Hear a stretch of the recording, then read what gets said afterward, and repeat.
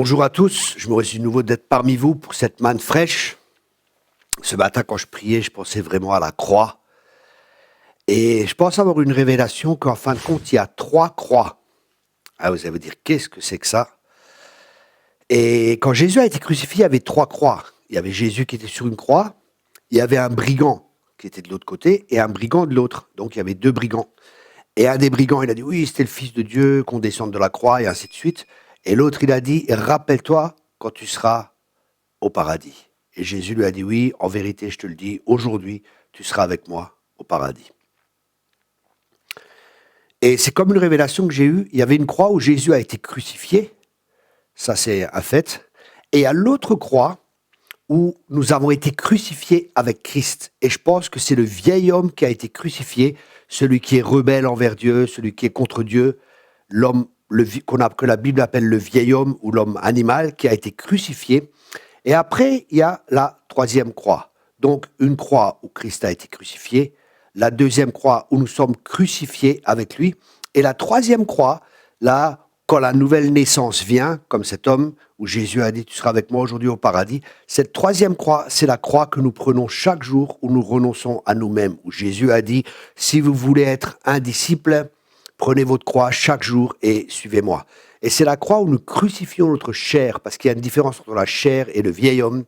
Notre chair, c'est notre corps et notre âme et notre esprit qui sont indépendants de Dieu, qui veulent marcher de leur propre manière, sans être soumis à l'Esprit de Dieu.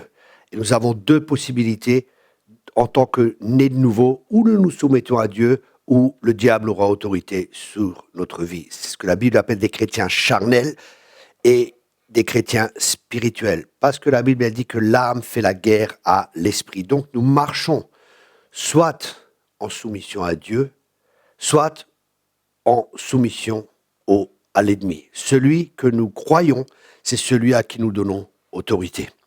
Rappelez-vous du message, 3 croix. La croix où Jésus a été crucifié, la croix où notre vieil homme a été crucifié, et la croix que nous avons à prendre chaque jour pour suivre le Seigneur. Celui qui veut être mon disciple prenne sa croix chaque jour et me suive. Voilà, j'espère que ce message vous a béni. On a beaucoup de messages encore dans notre école biblique. Je vous encourage vraiment à les prendre. Ça va vous aider, ça va vous édifier, ça va vous enseigner, ça va vous amener dans les profondeurs de la parole. Parce que je vois, hier encore, j'étais avec un ami, un apôtre des États-Unis, on discutait et on se rendait compte que dans nos milieux charismatiques, malheureusement, il y a peu de profondeur, c'est ce que je disais. Les gens sont souvent superficiels parce qu'ils suivent les miracles, et les miracles, c'est très bien, mais les miracles, c'est souvent pour amener les gens à Christ, c'est ce qu'on voit dans la parole de Dieu. Et certains confondent les miracles avec la puissance de Dieu, mais la Bible dit que la croix, c'est la puissance de Dieu. Voilà, donc... Et justement, quand je discutais avec mon ami, il disait oui, les charismatiques, c'est souvent 1 kilomètre de long et 5 centimètres de profondeur.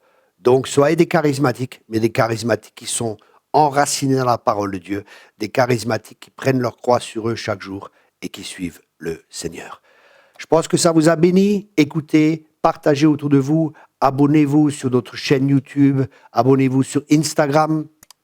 Nous avons aussi des messages et nous partageons des pensées et des messages très courts qui vont vous bénir, vous édifier et qui vont permettre à Christ de prendre de plus en plus de place dans notre vie.